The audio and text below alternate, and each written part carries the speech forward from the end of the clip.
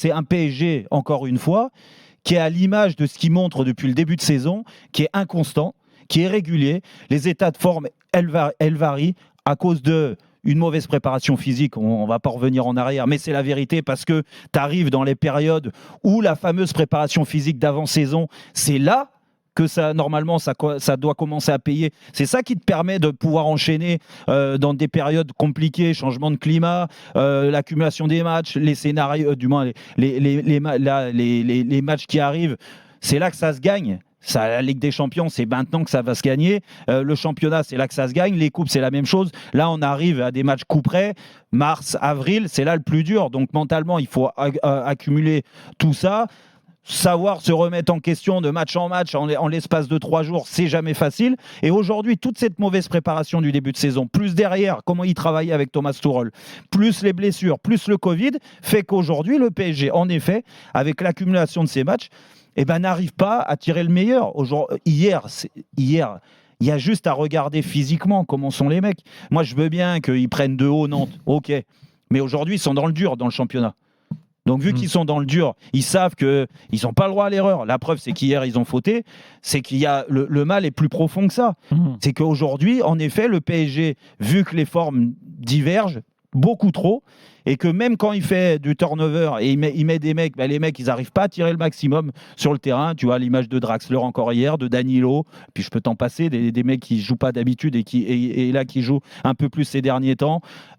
Écoute, la performance, elle est vraiment faible. Et que quand le PSG n'arrive pas à élever le rythme physique, n'arrive pas à acculer l'équipe adverse, à la priver de balle, parce qu'hier, ils sont privés de ballon, mais ils ne changent pas de rythme. Donc l'équipe d'en face, à 5 Comment derrière... ils font les 10 dernières minutes quand ils sont au taquet, d'un coup ils retrouvent le physique? Comment? Hier, le dernier quart d'heure, à partir du moment où ils sont menés, d'un coup ils se remettent tous à courir, donc ils ont retrouvé le physique? Mais c'est trop facile. Donc l'excuse du physique n'est pas bonne. Mais c'est trop. Mais comment c'est pas bonne? Elle est pas bonne. C'est mon avis. Tu sais, c'est pas juste mental en te disant en début du match, les gars, on va les écraser. Tu sais, il y a un mécanisme. Déjà l'enchaînement des matchs, Daniel. Ce que je veux dire, tu es à l'échauffement. Des fois, tu veux faire des bonnes choses et t'arrives pas. Et c'est pour ça qu'on dit que quand il y a des grands matchs, a toujours trouvé une excuse au PSG. Elle est sympathique pour les extrémistes supporters du PSG. Mais pour les gens lucides, c'est plus compliqué.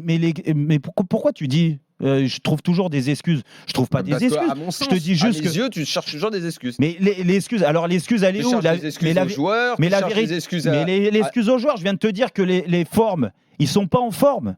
Donc mais ça, écoute. Pourquoi? Mais je viens de te le dire. Si t'écoutais, Daniel. Je t'écoute. Mais pas de préparation physique. Les mecs qui se blessent, qui reviennent et après qui rejouent, ceux qui n'ont pas joué, ce que Thomas Tuchel a mis en place sur les premiers mois. Oui, mais tout ça, c'est une saison. C'est pas parce que tu changes d'entraîneur d'un seul coup et de style d'entraînement et que les mecs arrivent à accumuler des minutes que d'un seul coup tout va aller bien. Et puis collectivement, je trouve, encore une fois... Et tu ne penses pas qu'il y a des problèmes récurrents, de base, profonds au club, qu'on retrouve sans arrêt chaque année et qui ne sont pas dépendants du manque de préparation lié à la particularité de cette saison? C'est quoi les manques? Vas-y, dis-moi. Neymar qui joue maintenant moins de 50% des matchs. Moins de 50%. Oui, mais Neymar n'est pas là.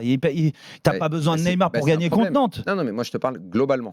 Moi je te parle du match de Nantes. Et maintenant, on ne fait pas un bilan sur les 6 derniers mois. Non, mais moi je t'énumère les problèmes de fond. Ouais. En moins de 50% pour ton joueur. Mais ça, on le sait, il ne joue pas. Donc c'est un problème. Ah oui, bien sûr que c'est un problème. Oui, mais d'accord, mais encore une fois... C'est un problème. C'est un problème inhérent au club. Le club n'arrive pas à faire en sorte que ce mec-là soit là. On va pas tout remettre... Et le directeur sportif continue de soutenir que c'est pas grave d'être réveillé à 4 du mat. Je sais pas, je pensais qu'il bossait bien, tu me disais. C'était magnifique. Quand il bosse pas bien, je le dis. En l'occurrence, je te le dis. C'est pas la première fois. En l'occurrence, je te le dis. C'est un très mauvais jugement de sa part. Mais l'irrégularité d'un joueur comme Mbappé, capable d'être excellent contre Barcelone et d'être avant et après mauvais. Ça, c'est un problème. Est-ce que le mec, dans la gestion qu'on fait de lui, a toujours la tête au PSG, pense à autre chose? Enfin, on n'en sait rien. Avec ce mec-là, c'est je touche les étoiles, je retombe au ras du trottoir. Comme quoi. Ça, c'est un problème de gestion, pas forcément un problème de forme. Ce que je disais... Parce que s'il a retrouvé la forme au Camp Nou, il ne peut pas être cramé 3 jours après ou 4 jours après. Ça ne veut rien dire, Daniel.